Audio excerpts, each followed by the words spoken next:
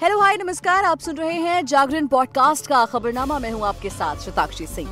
आज तारीख है 20 नवंबर की और दिन है सोमवार का। सोमवार, नया हफ्ता, बहुत ही पॉजिटिव लगता है। कई बार आपको नई शुरुआत होती है, हफ्ते का पहला दिन होता है, आप बहुत ज्यादा ज़ील से भरे होते हैं। ऐसे में आपको पॉजिटिविटी की बहुत जरूरत है। तो इस एपिसोड के अंत में आपको एक ऐसा किस्सा सुनाएंगे जो शायद आपके दिमाग में थोड़ी सी पॉजिटिविटी जरूर लेकर आएगा और आपको लगेगा कि दुनिया उतनी भी खराब नहीं है जो शायद आपको उन दिनों में लगती है जब आप परेशान होते हैं। जब आप परेशान होते हैं तो आपको ऐसा लगता है कि सब कुछ खत्म हो गया, सब कुछ बुरा हो रहा है, लेकिन वाकई में ऐसा नहीं है।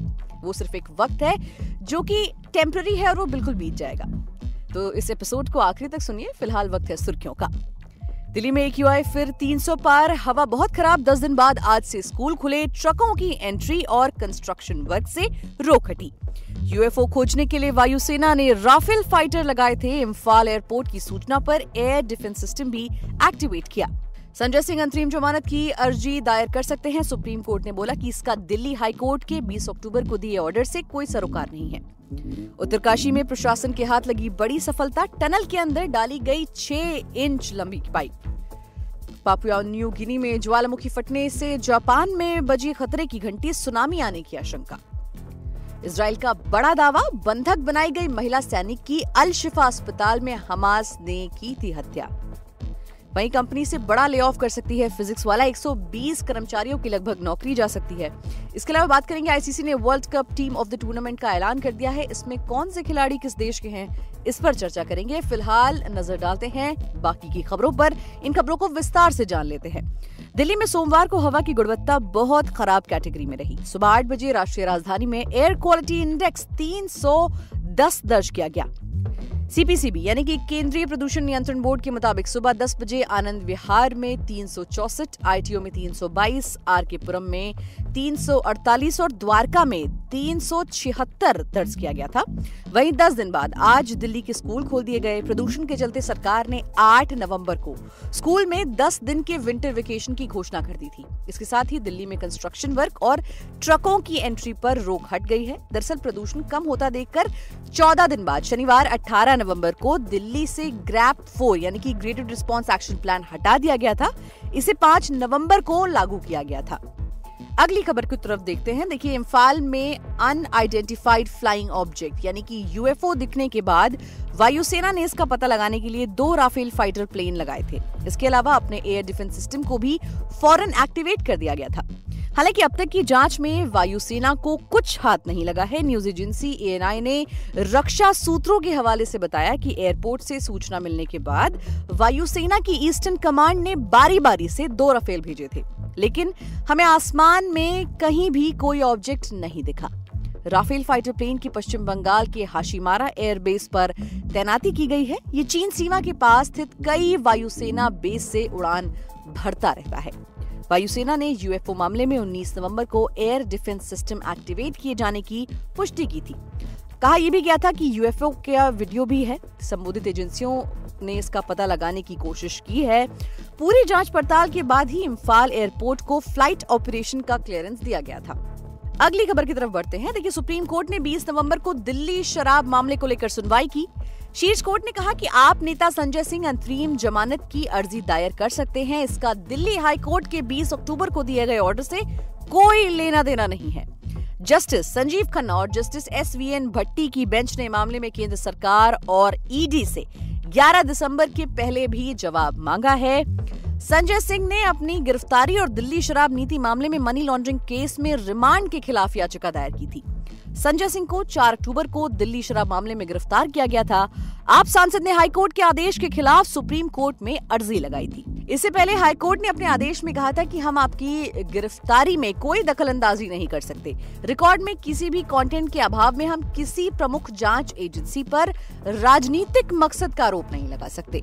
वहीं सिलक्यारा सुरंग में चल रहे रेस्क्यू ऑपरेशन में आज एक महत्वपूर्ण कामयाबी देखने को मिली है। सुरंग के अवरुद्ध हिस्से में 6 इंच की पाइपलाइन बिछाकर सेकेंडरी लाइफलाइन बनाने के लिए की जा रही ड्रिलिंग पूरी कर मलबे के आर पार 53 मीटर लंबी पाइपलाइन डालकर इसके जरिए फंसे श्रमिकों तक खाद्य सामग्री पहुंचाने की तैयारी की जा रही है।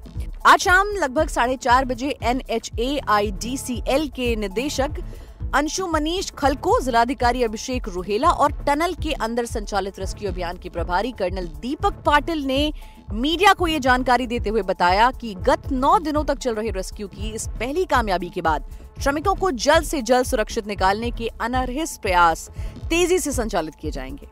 अब बात कर लेते हैं विदेशी खबरों की, जहां पर पापुआ न्यू गिनी में आया है ज्वालामुखी। सोमवार को अचानक ज्वालामुखी फट गया, जिससे जापान में सुनामी आने की संभावना है।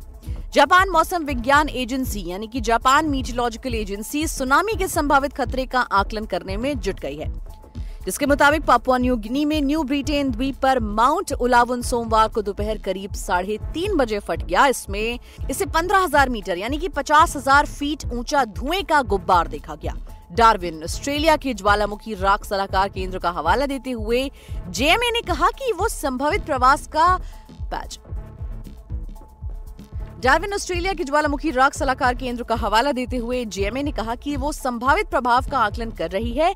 इसमें सोमवार के बाद आने वाली सुनामी का खतरा भी शामिल है, यानी कि सुनामी आ सकती है, यानी कि जापान में तबाही का आकलन किया गया है। चलिए अगली खबर की तरफ बढ़ते हैं और बात कर लेते हैं एक और तबाही की। बात कर रहे हैं इजराइल और हमास की लड़ाई की, जिसको लगभग 1.5 महीने हो गए हैं और आज भी इजरायली सेना लगातार बमबारी करने में जुटी हुई है। इजरायली सेना अब जमीनी ऑपरेशन के तहत हमास के खात्मे में लगी हुई है। इस बीच सेना ने दावा किया कि कुछ दिन पहले मृत पाई गई किशोर इजरायली महिला सैनिक नोआ मार्सियानो की हमास ने हत्या कर दी थी। सेना का कहना है कि इजरायली वायुसेना के हमले में घायल होने के बाद भी इजरायली महिला सैनिक के बचने की गुंजाइश थी, लेकिन हमास ने उसे मार दिया। एक सोशल मीडिया पोस्ट में इजरायली सेना आईडीएफ ने दावा करते हुए कहा कि हमास द्वारा बंधक बनाई गई नोआ मार्सियानो 9 नवंबर को इजराइल के हमले में घायल हो गई थीं, जबकि उसे बंधक बनाने वाले आतंकवादी को मार गिराया गया था। अगली खबर की तरफ बढ़ते हैं और बात करते हैं फिजिक्स वाला की। देश के मशहूर फिजिक्स टीचर अलख पांडे की एडटेक फर्म फिजिक्स वाला ने अपनी कंपनी को छटनी करने का हिंट दिया है। कंपनी के अनुसार यह छटनी परफॉर्मेंस बेसिस पर होगी, जिसमें 120 कर्मचारियों की नौकरी जा सकती है। फिजिक्स वाला ने एक बयान में कहा कि परफॉर्मेंस समीक्षा अभ्यास यानी कि परफॉर्मेंस रिव्यू एक्सरसाइज के कारण कुल कार्यबल यानी कि वर्कफोर्स का 0.8% से भी कम इफेक्ट होगा। फिजिक्स वाला के पास फिलहाल 12,000 एम्प्लॉइज हैं। बायजूस और अनअकैडमी जैसी यूनिकॉर्न सहित कई एडटेक कंपनियों ने कोविड के दौरान ऑनलाइन क्लास की मांग में अचानक वृद्धि को पूरा करने के लिए ज्यादा टीचर्स को काम पर रखा था। हालांकि फिजिक्स वाला की तरफ से ये अब तक का पहला मास डे ऑफ हो सकता है। बात करते हैं मनोरंजन जगत की, जहां पर बात करेंगे बिग बॉस की। देखिए, बिग बॉस में विक्की जैन और अभिषेक कुमार की दोस्ती में दरार आती हुई दिख रही है। अब इसके पीछे की सबसे बड़ी वजह बन रही है अंकिता लोखंडे। बिग बॉस 17 की शुरुआत से विक्की जैन और अभिषेक के बीच भाईचारा रहा है, लेकिन अब इस बॉन्डिंग में अनबन होती हुई दिख रही है। अब तो विक्की ने अभिषेक को जान से मारने की धमकी भी दे दी है।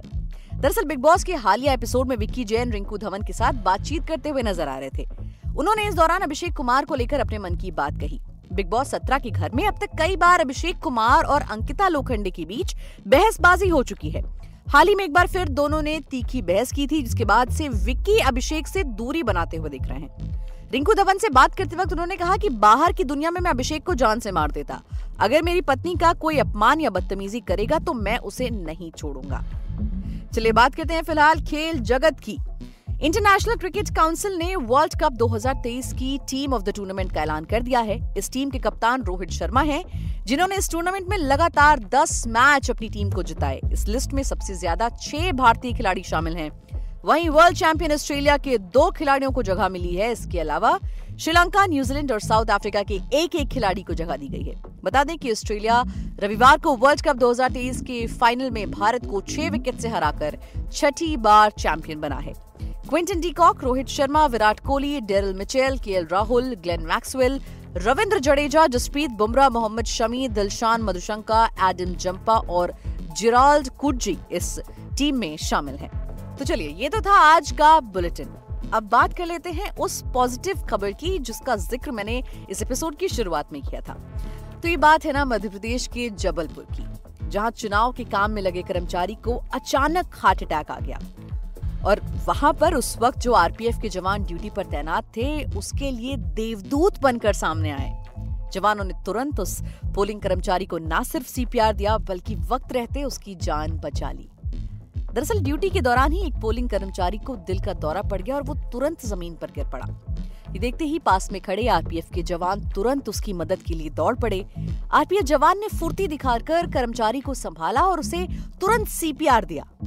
सीपीआर देने की वजह से कर्मचारी के शरीर में थोड़ी देर में हलचल होने लगी, वो उसको थोड़ा बेहतर महसूस होने लगा, जिसके बाद उसे होश आते ही जैसे उसे होश आया हल्का सा उसे फौरन अस्पताल ले जाया गया।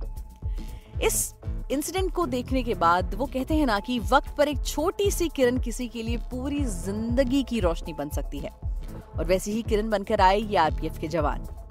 आरपीएफ जवानों ने जिस फुर्ती के साथ उस युवक की जान बचाई वो वाकई में काबिले तारीफ है, जिस बात की तारीफ आज सोशल मीडिया पर भी जमकर हो रही है। दोस्तों, ये छोटा सा किस्सा सीआरपीएफ जवानों के फर्ज और उस पोलिंग कर्मचारी के जीवन में रोशनी भरने का एक बड़ा उदाहरण है। दैनिक जागरण की पूरी टीम की तरफ से उन जवानों को तहे दिल से धन्यवाद। आप सुनते रहिए जागरण पॉडकास्ट।